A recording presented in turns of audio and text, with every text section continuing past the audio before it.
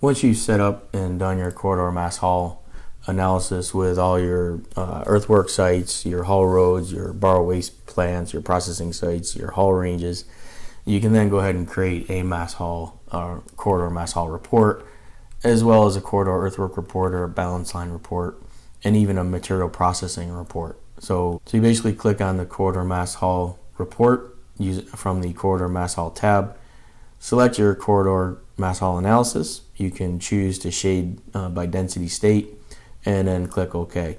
It's going to go through and it's going to load and create a report that you can then print or save to an Excel file. So you can see here is the full earthwork report showing you your compacted fill required and any other pertinent information within your corridor mass haul, even broken down by the station ranges as well. So pretty detailed report. Again, you can save it, send it out to an Excel, PDF, or a Word document.